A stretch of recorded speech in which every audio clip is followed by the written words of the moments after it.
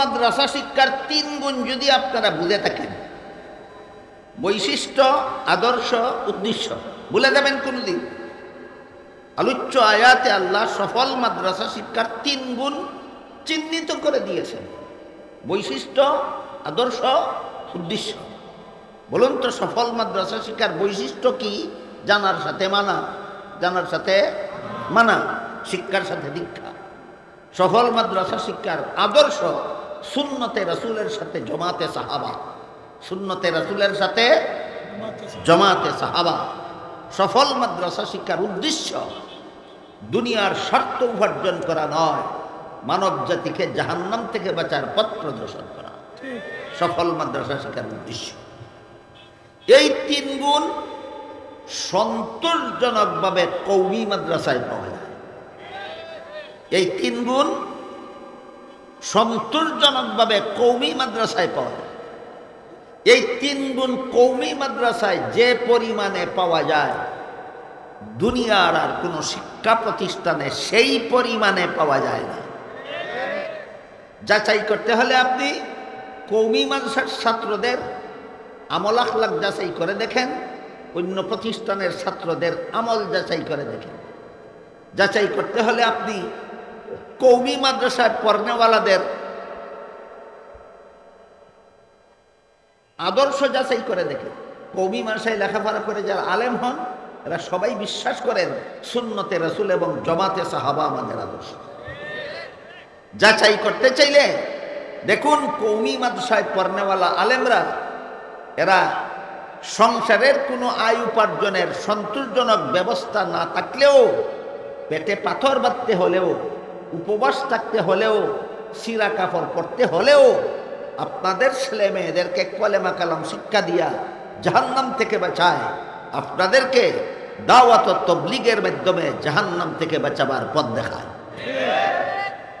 তাহলে আয়াতে আল্লাহ সফল মাদ্রাসা শিক্ষার যে 3 গুণের কথা উল্লেখ করেছেন, এই 3 গুণ সন্তোষজনকভাবে পাওয়া যায় কোন মাদ্রাসায়?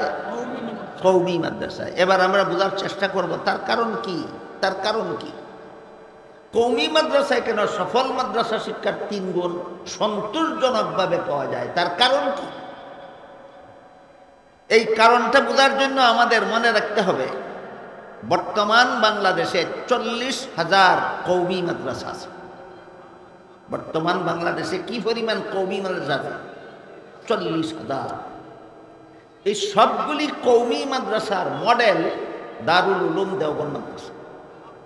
সবগুলি কওমি মাদ্রাসার সবচেয়ে বড় মাদ্রাসা, সর্বপ্রথম মাদ্রাসা, অনুসরণীয় অনুকরণীয় মাদ্রাসা দারুল উলুম দেওবন্দ। দারুল উলুম দেওবন্দের অনুসরণে অনুকরণে বাংলাদেশে যে 40,000 মাদ্রাসা প্রতিষ্ঠিত হয়েছে, এইগুলিকেই কওমি মাদ্রাসা বলা হয়।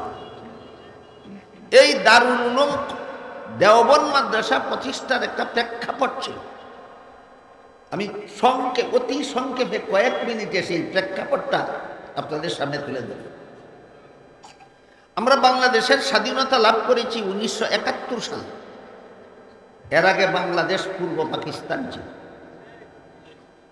আবার পাকিস্তান পূর্ব পাকিস্তানের স্বাধীনতা লাভ করেছিলাম 1947 সালে। এর আগে পাকিস্তান ছিল না। পূর্ব পাকিস্তান, পশ্চিম পাকিস্তান সহ সমস্ত ভারত উপমহাদেশ এক দেশ ছিল। 1947 সালের পূর্বে 250 বছর পর্যন্ত এই উপমহাদেশ ইংরেজরা শাসন। ইংরেজরা উপমহাদেশের শাসন ক্ষমতা ডাকাতি কইরা দখল করে নিয়ে গেছে। এরা ডাকাত। ব্রিটিশ ইংরেজরা আমাদের দেশের শাসন ক্ষমতা, গদি, রাষ্ট্রীয় গদি গণতান্ত্রিকভাবে দখল করেছিল না ডাকাতি কইরা দখল করছিল? ডাকাতি কইরা আমাদের গদি দখল করছিল। দখল কইরা 250 বছর শাসন করছে। এই ডাকাতেরা আমাদের দেশের গদি ডাকাতি করার আগে সমস্ত ভারত উপমহাদেশ মুসলমানেরা শাসন করত। ওই সময়ের মুসলমান শাসকদের বড় সুখ্যাতি আছে ইতিহাসে। এর মধ্যে একজন মুসলিম শাসকের নাম ছিল বাদশাহ আলমগীর। বাদশাহ আলমগীরের আমলে ভারত উপমহাদেশে প্রায় ৮০ লক্ষ মাদ্রাসা ছিল। বাদশাহ আলমগীরের আমলে সমস্ত ভারত উপমহাদেশে ৮০ লক্ষ মাদ্রাসা ছিল। সবগুলি মাদ্রাসা পরিচালনার জন্য মাদ্রাসার নিজস্ব সম্পত্তি ছিল। সম্পত্তির আয়ের দ্বারাই মাদ্রাসা চলত। এই জন্য মাদ্রাসাওয়ালা সরকারের কাছেও ভিক্ষার হাত পাততে হইতো না, পাবলিকের কাছেও ভিক্ষার হাত পাততে হইতো না। মাদ্রাসাগুলি ছিল স্বয়ং সম্পত্তি, নিজস্ব সম্পত্তির আয়ের দ্বারাই মাদ্রাসা চলতে পারত। ইংরেজরা দেশটা ডাকাতি করে দখল করে নিয়ে যাওয়ার পরে সমস্ত মাদ্রাসার সম্পত্তি ডাকাতি করে নিয়ে যায়। একসাথে ৮০ লক্ষ মাদ্রাসা বন্ধ হয়ে যায়। বুঝে থাকলে বলেন, বাদশাহ আলমগীরের আমলের ৮০ লক্ষ মাদ্রাসা গেল কই? ইংরেজরা বিলুপ্ত করে দিছে। একসাথে ৮০ লক্ষ মাদ্রাসা বিলুপ্ত হয়ে যায়।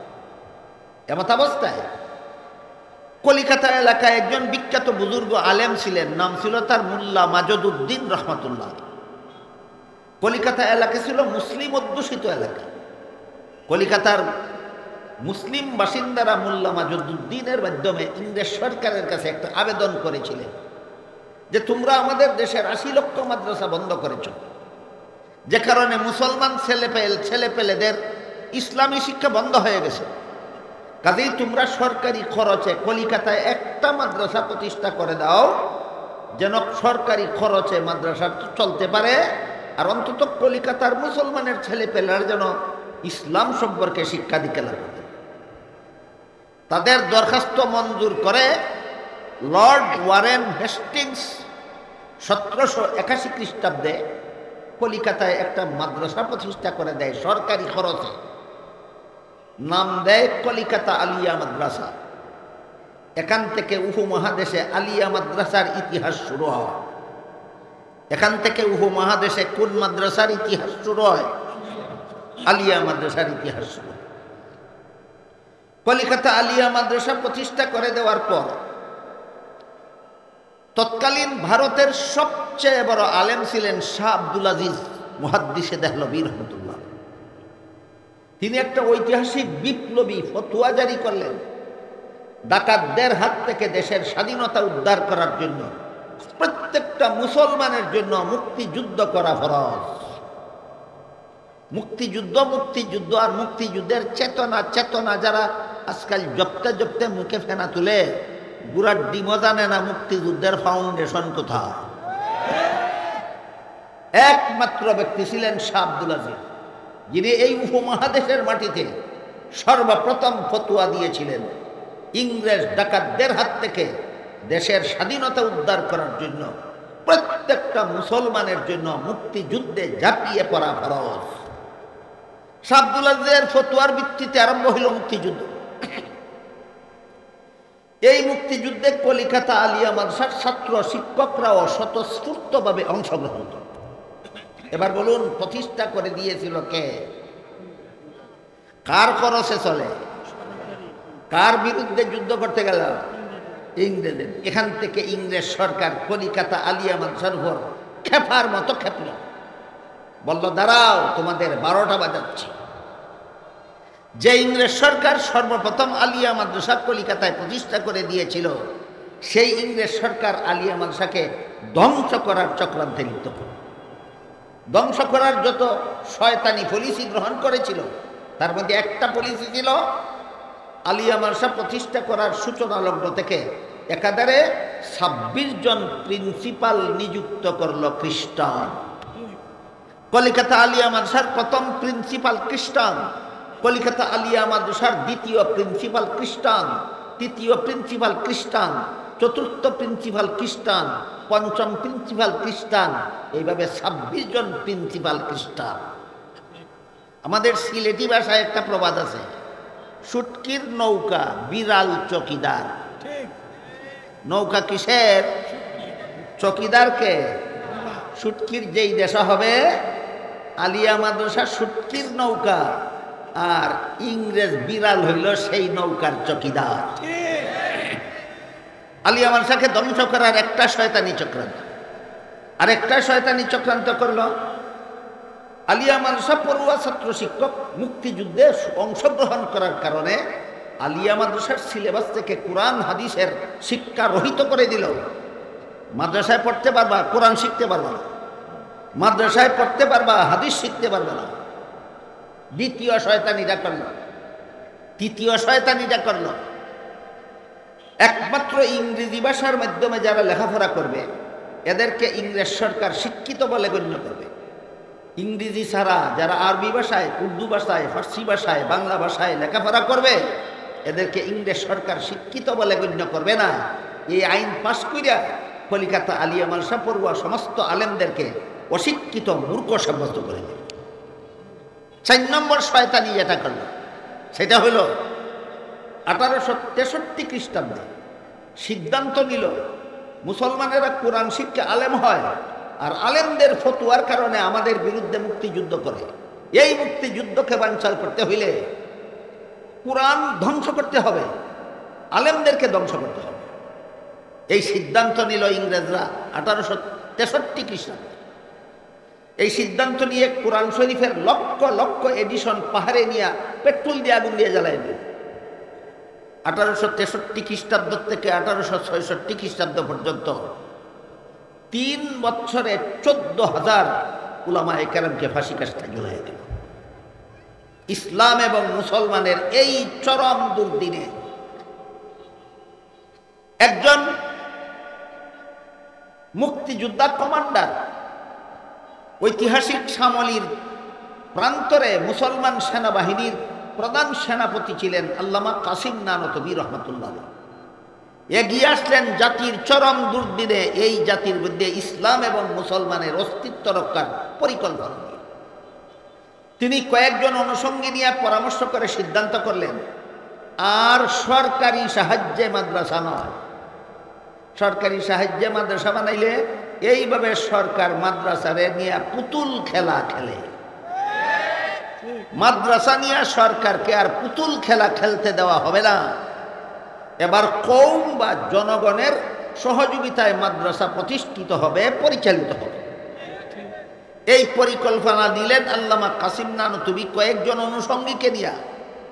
তাদের মধ্যে একজনের নাম ছিল মৌলানা রফিউদ্দিন রহমতুল্লাহ।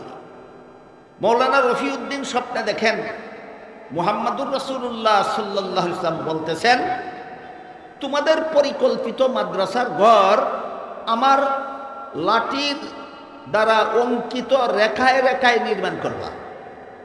এই বলে আল্লাহ রসুল নিজের হাতের লাঠি দ্বারা ভারতের উত্তর প্রদেশের দেওবন্দ নামক পল্লীর এক জায়গায় রেখা টেনে দিলেন, দিয়া বললেন, তোমাদের পরিকল্পিত মাদ্রাসার ঘর আমার অঙ্কিত রেখায় রেখায় নির্মাণ করবা।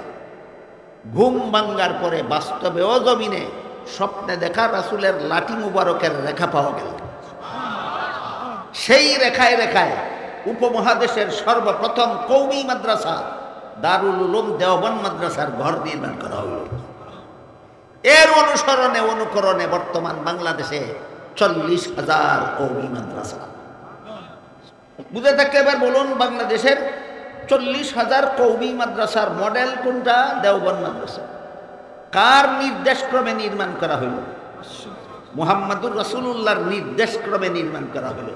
সুতরাং বিনা দ্বিধায় বলা যায় কওমি মাদ্রাসা মুহাম্মদুর রাসূলুল্লাহর প্রতিষ্ঠিত মাদ্রাসা, যার বরকতে এখানে মাদ্রাসা শিক্ষার বৈশিষ্ট্য বজায় আছে, এখানে মাদ্রাসা শিক্ষার আদর্শ বজায় আছে, এখানে মাদ্রাসা শিক্ষার উদ্দেশ্য বজায় আছে।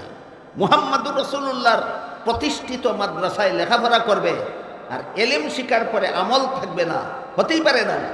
মুহাম্মদুর রাসূলুল্লাহর প্রতিষ্ঠিত মাদ্রাসায় লেখাপড়া করবে আর সুন্নতে রাসূলের সাথে জমাতে সাহাবাকে আদর্শ মাপকাঠি মানবে না, হতেই পারে না। মুহাম্মদুর রাসূলুল্লাহর প্রতিষ্ঠিত মাদ্রাসায় লেখাপড়া করবে আর জাতিকে জাহান্নাম থেকে বাঁচার পথ দেখাবে না, হতেই পারে না। এবার বলেন, কোরআনে আল্লাহ সফল মাদ্রাসা শিক্ষার যে 3টা গুণের কথা উল্লেখ করেছেন, 3 গুণ কওমি মাদ্রাসায় সন্তোষজনকভাবে পাওয়া যায় কিনা?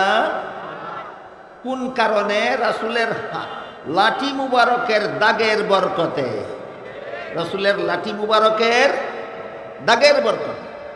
এখানে দুটি প্রশ্ন আছে, দুইটি প্রশ্নের জবাব দিয়া আজকের মতো কথা শেষ করি। এক প্রশ্ন হলো যে সপ্তম যুগে রসুল লাঠি দিয়া দাগ দিয়েছিলেন, সেই দাগে দাগে সর্বপ্রথম কওমি মাদ্রাসার গড় নির্মাণ করা হয়েছিল।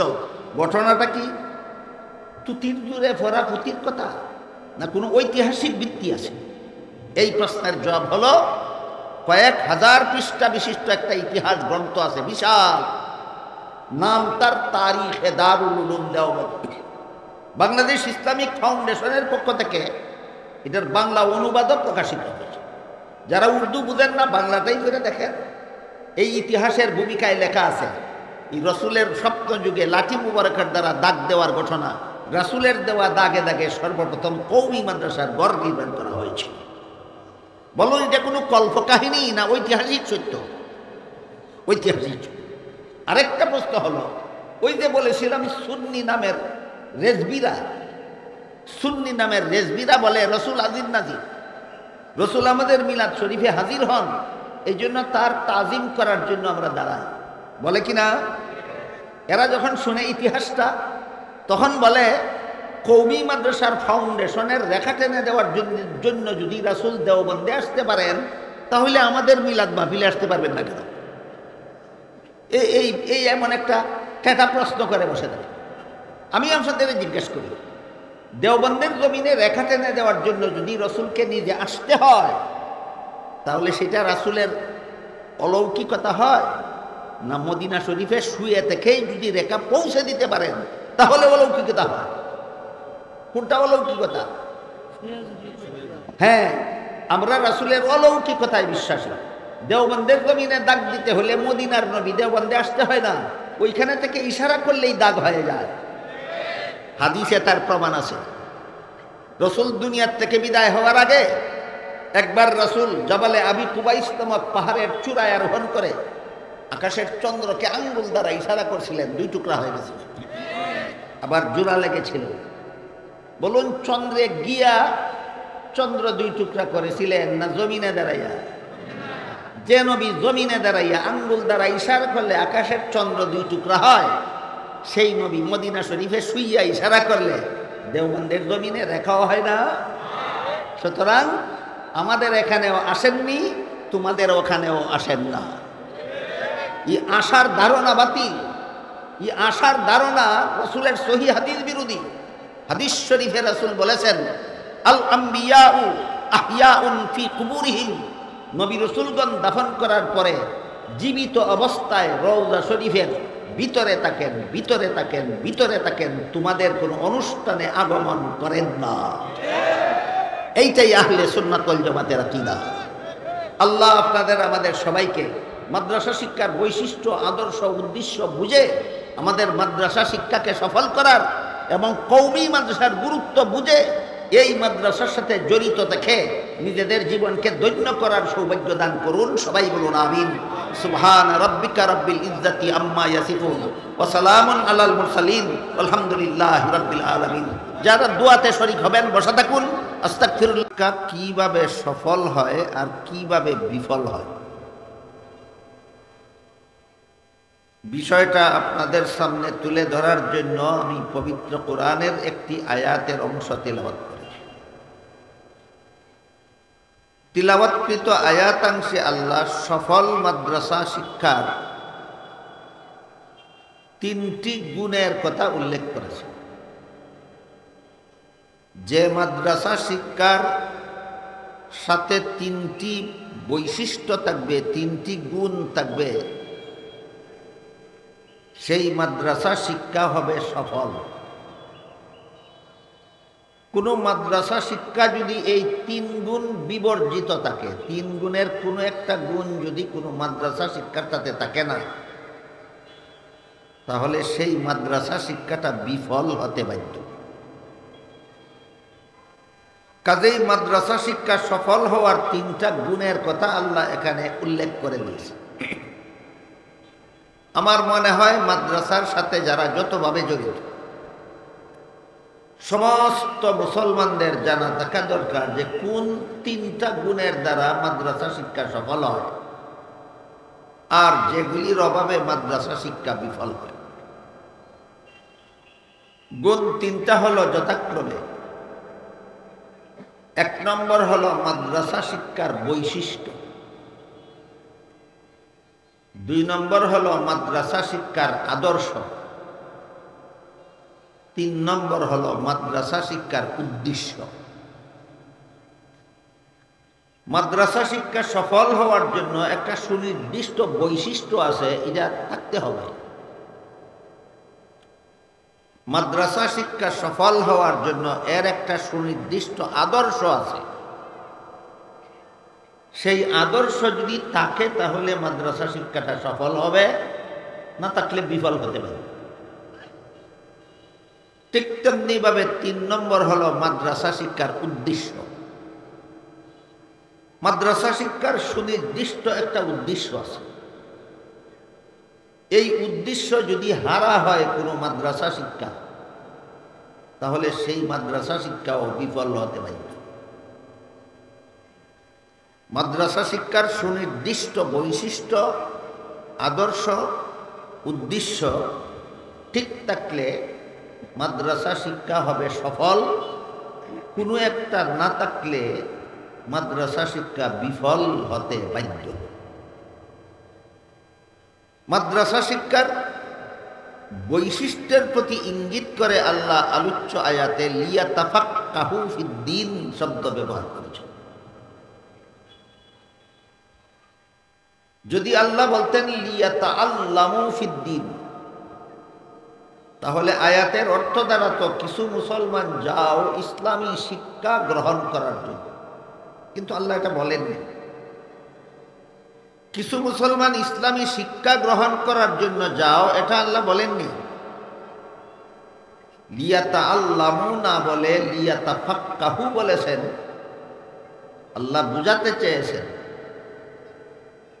যে শুধুমাত্র শিক্ষাই যথেষ্ট নয়, যতক্ষণ পর্যন্ত শিক্ষার সাথে দীক্ষা না থাকে। সুতরাং শিক্ষার সাথে দীক্ষা থাকতে হবে। এটা হলো মাদ্রাসা শিক্ষার বৈশিষ্ট্য। এটা ছাড়া মাদ্রাসা শিক্ষা বিফল হতে বাধ্য। এখন শিক্ষা আর দীক্ষা দুই শব্দের মর্ম বুঝতে যদি কারো অসুবিধা হয়, তাহলে আমি খুব সহজ সরল বাংলায় বলছি, শিক্ষা অর্থ জানা আর দীক্ষা অর্থ মানা। ইসলামের বিধান জানার সাথে সাথে ইসলামের বিধান মানার জন্য একদল ছাত্র মাদ্রাসায় পড়বে। এবার বুঝে থাকতে বলেন, মাদ্রাসায় পড়বে একদল মুসলমান শুধু ইসলামের বিধান জানার জন্য, না জানার সাথে সাথে মানার জন্য? জানার নাম শিক্ষা, মানার নাম দীক্ষা। জানার নাম শিক্ষা, মানার নাম দীক্ষা। কেউ যদি ইসলামের বিধান জানে কিন্তু মানে না, তাহলে তার শিক্ষা সফল শিক্ষা নয়, ব্যর্থ শিক্ষা। কেউ যদি ইসলামের বিধান জানে কিন্তু মানে না, তার ইসলামী শিক্ষা সফল না ব্যর্থ? ব্যর্থ। যেমন ধরুন, একজন জানে ওযুর 4 ফরজ, এটা ইসলামের একটা বিধান। মুখ ধোয়া, হাত ধোয়া, মাথা মাসে করা, পা ধোয়া, কিন্তু কোনোদিন উযু করে না। ওযুর 4 ফরজ জানে, কোনোদিন উযু করে না। বুঝে থাকলে বলেন, সে জানে না না মানে না?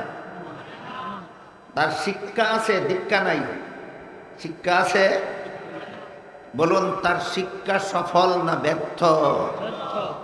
এজন্য আল্লাহ ইসলামী শিক্ষা সফল হওয়ার প্রথম গুণ উল্লেখ করেছেন, শিক্ষার সাথে দীক্ষা থাকতে হবে, জানার সাথে মানা থাকতে হবে। অনুরূপভাবে একজন মুসলমান জানে দৈনিক 5 বেলা নামাজ পড়া ফরজ। এই কথা জানে না এমন মুসলমান কজন আছে সমাজে? প্রতিদিন 5 বেলা নামাজ পড়া ফরজ একজন মুসলমান জানে, কিন্তু একদিনও নামাজ পড়ে না। বলেন জানে না না মানে না? তার কি আছে কি নাই? বলেন তার শিক্ষা সফল না ব্যর্থ? এরকম ব্যর্থ শিক্ষা যেন কোনো মুসলমান গ্রহণ না করে, এই জন্য আল্লাহ লিয়াতা আল্লামু না বলে লিয়াতা ফাক্কাহু বলেছেন। শুধু শিক্ষা গ্রহণ করতে যেও না, শিক্ষার সাথে দীক্ষা গ্রহণ করতে যাও। এই তথ্যটা আজকাল অনেক বড় বড় শিক্ষিত পণ্ডিতেরাও জানে না, যে জানার সাথে মানা না থাকলে জানা ব্যর্থ। এই জন্য বাংলাদেশের বড় বড় শিক্ষা প্রতিষ্ঠানের গেইটে লেখা থাকে, come for education, go for help. বাংলায় লেখা থাকে, শিক্ষার জন্য প্রবেশ করো, সেবার জন্য বের হও। আমি অনেক শিক্ষা প্রতিষ্ঠানের গেইটে লেখা দেখেছি, শিক্ষার জন্য প্রবেশ করো, সেবার জন্য বের হও। শিক্ষার সাথে দীক্ষা শব্দ নাই। কাজেই ছাত্র জীবনে যারা দীক্ষা ছাড়া শিক্ষা গ্রহণ করে, এরাই কর্মজীবনে সেবার নামে সেবন করে। কথা পরিষ্কার। ছাত্র জীবনে যারা দীক্ষা ছাড়া শিক্ষা গ্রহণ করে, তারাই কর্মজীবনে কিসের নামে কি করে? সেবার নামে সেবন করে। এটা পেট পূজার শিক্ষা ছাড়া আর কিছু নয়। সবগুলি হলো পেট পূজার শিক্ষা। যে শিক্ষার সাথে দীক্ষা নাই, যারা শিক্ষিত হওয়ার পরে সেবার নামে খালি সেবন করে। এই সমস্ত প্রতারণার হাত থেকে আল্লাহ মুসলমান সমাজকে রক্ষা করার জন্য আলোচ্য আয়াতে লিয়াতা আল্লামু শব্দ ব্যবহার না করে লিয়াতা ফাক্কাহু শব্দ ব্যবহার করেছেন। মর্ম হল, ইসলামী শিক্ষাটাই যথেষ্ট নয় যতক্ষণ পর্যন্ত শিক্ষার সাথে দীক্ষা না থাকে। সুতরাং সফল মাদ্রাসা শিক্ষার প্রথম গুণ হল শিক্ষার সাথে দীক্ষা থাকতে হবে। এটাই মাদ্রাসা শিক্ষার বৈশিষ্ট্য।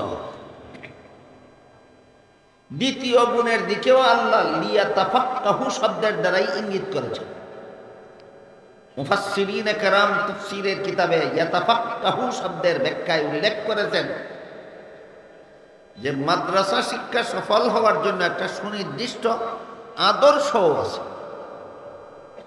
সেই আদর্শ যদি বজায় রেখে কেউ মাদ্রাসা শিক্ষা গ্রহণ করে, তাহলে তার শিক্ষা হবে সফল।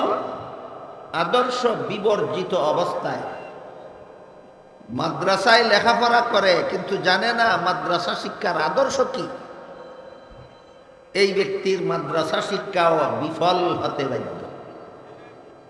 আয়াতের ব্যাখ্যায় মুফাসসিরিনে কেরাম লিখেছেন, সফল মাদ্রাসা শিক্ষার আদর্শ হলো দুইটা জিনিস।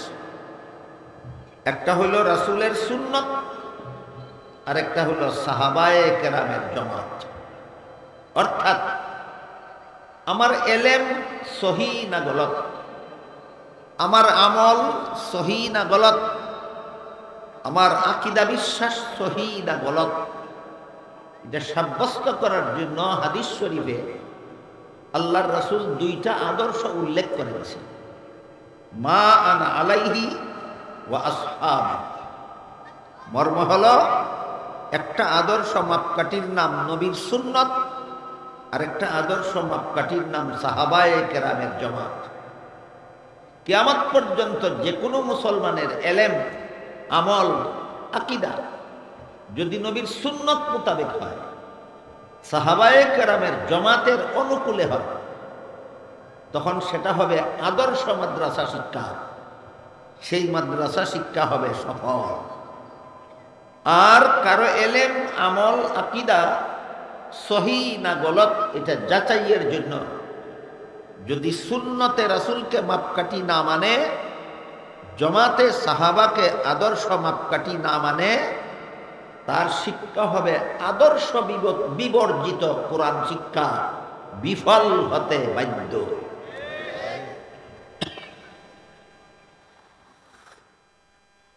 এর একটা সহজ উদাহরণ আমি আপনাদের সামনে তুলে ধরছি। কোরআনের বিভিন্ন আয়াতে আল্লাহ পাক রব্বুল আলামিন হযরত আদম আলাইহিস সালামের একটি ঘটনার বিবরণ দিয়েছেন। আদমকে সৃষ্টি করার পর প্রথমে আল্লাহ কিছুদিন আদমকে জান্নাতে বসবাস করতে দিয়েছিলেন। বলে দিয়েছিলেন, সব গাছের ফলমূল খাও, শুধুমাত্র একটি প্রতিটি গাছের ফল খেতে নিষেধ করেছে, কিন্তু শেষ পর্যন্ত আদম ইবলিসের দুকায় পরে নিষিদ্ধ গাছের ফল খেয়েছিলেন। এই ঘটনা কোরআনের বিভিন্ন আয়াতে আল্লাহ বর্ণনা করেছেন, রাসূল তার বিভিন্ন হাদিসে বর্ণনা করেছেন। কিন্তু নিষিদ্ধ গাছের ফল খাওয়ার কারণে আদম গুনাহগার হলেন কিনা এটা সাব্যস্ত করা না করা নির্ভর করবে আপনার ইসলামী শিক্ষার আদর্শ সুন্নতে রাসূল এবং জমাতে সাহাবা মানেন কিনা। যদি সুন্নতে রাসূল এবং জমাতে সাহাবাকে আপনার ইসলামী শিক্ষার আদর্শ মানেন, তাহলে সেই আদর্শ মতো ব্যাখ্যা করলে নিষিদ্ধ গাছের ফল খাওয়ার দ্বারা আদমের গুনাহ সাব্যস্ত হয় না। আর যারা সুন্নতে রাসূল এবং জমাতে সাহাবাকে আদর্শ মানে না, নবীর জীবনের ঘটনাকে মন গড়াভাবে ব্যাখ্যা করে, এদের মন গড়া ব্যাখ্যার দ্বারা আদমের নিষিদ্ধ গাছের ফল খাওয়া গুনাহ সাব্যস্ত হয়। একই ঘটনা, আদমের নিষিদ্ধ গাছের ফল খাওয়ার ঘটনা এক ব্যাখ্যা মতো গুনাহ সাব্যস্ত হয় না, আর এক ব্যাখ্যা মতো গুনাহ সাব্যস্ত হয়। যে ব্যাখ্যা মতো গুনাহ সাব্যস্ত হয় সেই ব্যাখ্যাটা হলো, যারা নিজের এলেম আমল আকিদাকে শুদ্ধ না ভুল যাচাই করার জন্য সুন্নতে রাসূল এবং জমাতে সাহাবাকে আদর্শ মাপকাঠি মানে না, এরা ঘটনাকে মন গড়াভাবে ব্যাখ্যা করে। তাদের ব্যাখ্যাটা হলো আল্লাহর আদেশ নিষেধ লঙ্ঘন করলেই গুনাহ হয়, আর আদম তো আল্লাহর নিষেধ লঙ্ঘন করলেনই, তাই আদম গুনাহগার হল। এটা এদের মন গড়া ব্যাখ্যা, যে ভুল ব্যাখ্যা। এই ব্যাখ্যাটা যে ভুল তার প্রমাণ শুনুন। আল্লাহ কোরআনের অন্য আয়াতে বলে দিয়েছেন, লা ইয়ানালু আহদিজ জালিমিন, গুনাহগারদেরকে আমি নবী বানাই না। কি বলেছেন? গুনাহগারদেরকে নবী বানাই না। যাদেরকে নবী বানাই এরা জীবনে কোনোদিন গুনাহ করে না, আর যারা গুনাহ করে না আমি তাদেরকে নবী বানাই। এখন যদি আদমের নিষিদ্ধ গাছের ফল খাওয়াকে আপনি যেভাবেই ব্যাখ্যা করেন, আপনার ব্যাখ্যার দ্বারা যদি আদম গুনাহগার সাব্যস্ত হয়ে যায়, তাহলে আল্লাহর কথাটা ঠিক থাকে না লঙ্ঘন হয়? এটাই প্রমাণ আপনার ব্যাখ্যাটা ভুল। আপনার ব্যাখ্যার দ্বারা আল্লাহর ঘোষণা লঙ্ঘন হয়। কথাটা বুঝতে পারলেন? যে কোনো নবীর জীবনের যে কোনো ঘটনাকে এমনভাবে ব্যাখ্যা করা, যেভাবে ব্যাখ্যা করলে নবী গুনাহগার সাব্যস্ত হয়ে যায়, এই ব্যাখ্যা কোরআনের ঘোষণা লা ইয়ানালু আহদিজ জালিমিনের সাথে সম্পূর্ণ সাংঘর্ষিক।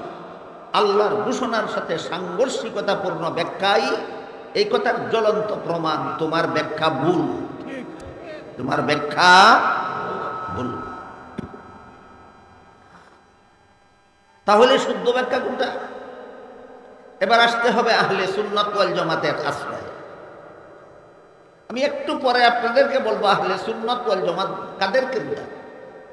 এই যে তিনটা জিনিস, আমার এলিম, আমার আমল, আমার আকীদা, তিনটা জিনিস সহিহ না গলত, এটা যাচাইয়ের জন্য যারা নবীর সুন্নতকে আদর্শ মাপকাঠি মানে, যারা সাহাবায়ে কেরামের জামাতকে আদর্শ মাপকাঠি মানে, তাদেরকেই আহলে সুন্নাত ওয়াল জামাত বলা হয়।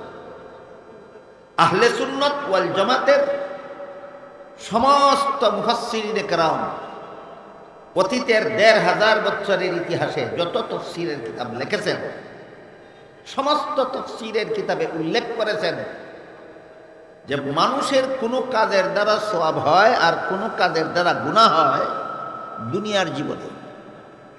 জান্নাতি জীবনের কোনো কাজে সওয়াব নাই, গুনাহ নাই।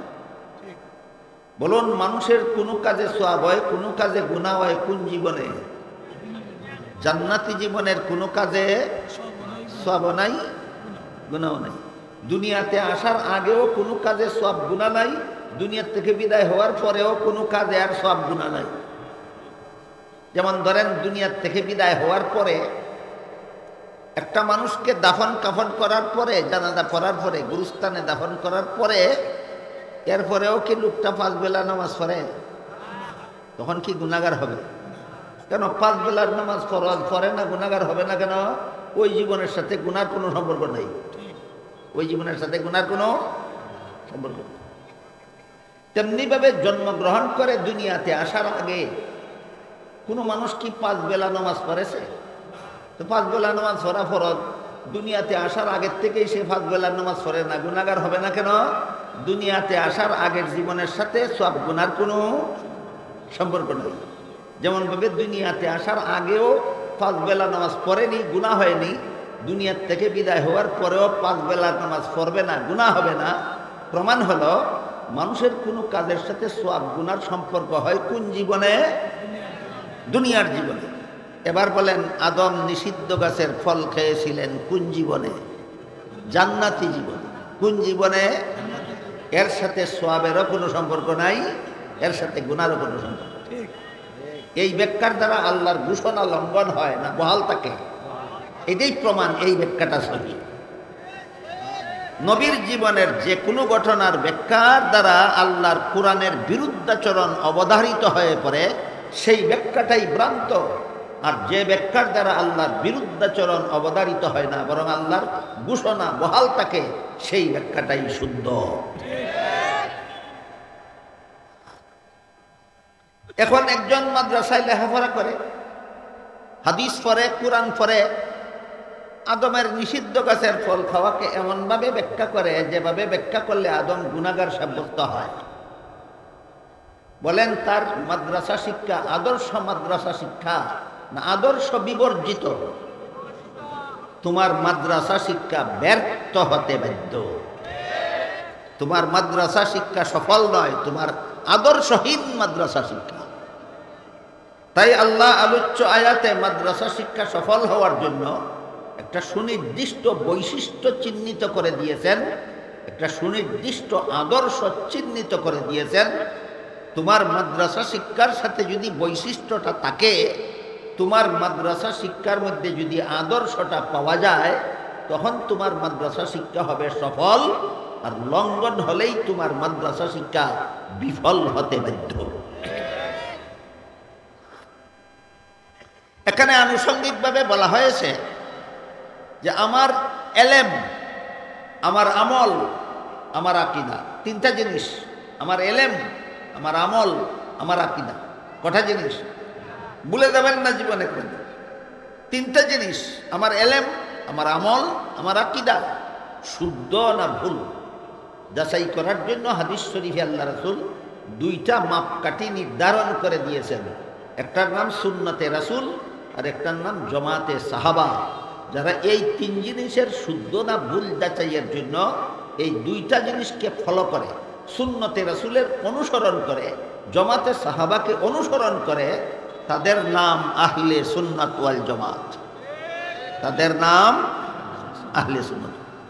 কিন্তু দুঃখের বিষয়, আমাদের উপমহাদেশে ভারত, বাংলাদেশ, পাকিস্তান, এই 3 দেশে যারা কট্টর বেদাতি, এরা এই নামটা নিজেদের বেলায় ব্যবহার করে।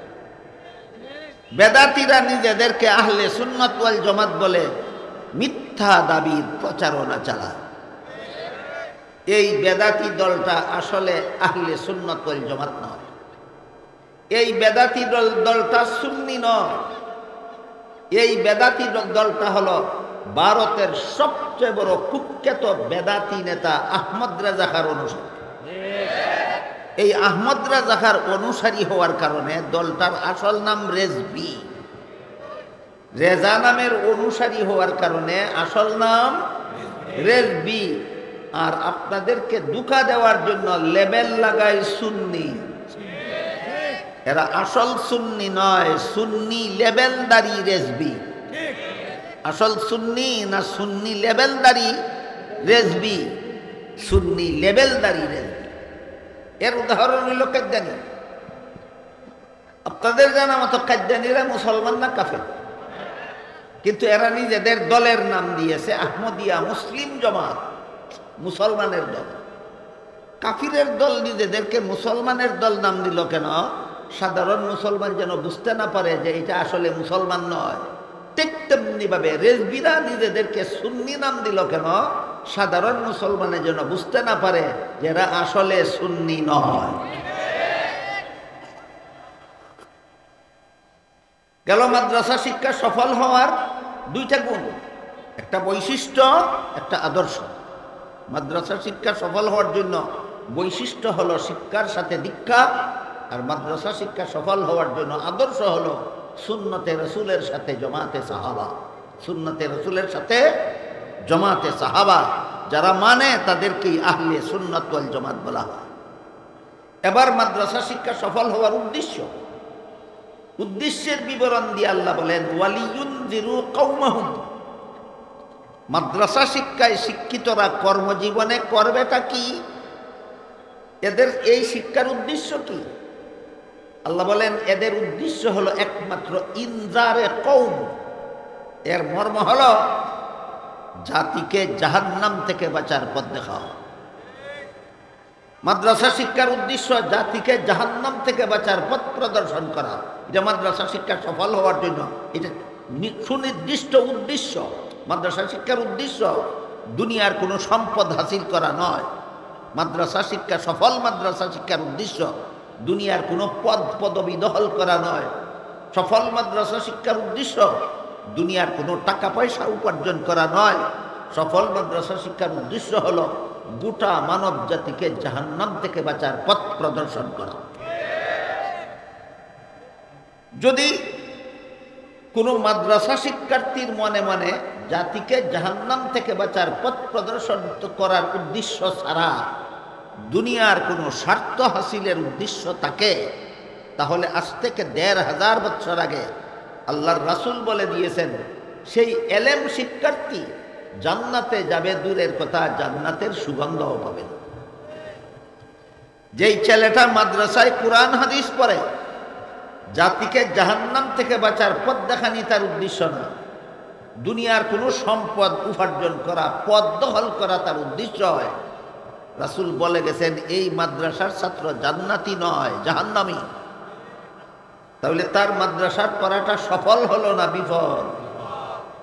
কত নম্বর গুণের অভাবে? ৩ নম্বর গুণের অভাবে। তোমার উদ্দেশ্য খারাপ, তোমার মাদ্রাসা শিক্ষা সফল হওয়ার উদ্দেশ্য তোমার অন্তরে নাই। উদ্দেশ্য খারাপ হওয়ার কারণে তুমি কোরআন শিক্ষাও জাহান্নামী, হাদিস জান্নাও জাহান্নামী। এবার বুঝে থাকতে বলুন মাদ্রাসা শিক্ষা সফল হওয়ার ৩ গুণ। কেন এই আপনি দাঁড়াই রয়েছেন কেন? আপনাকে বসতে বলে আপনি আবার না করেন কেন? বসেন বসেন, এই লোকটারে বের করো এখান থেকে, বের করো।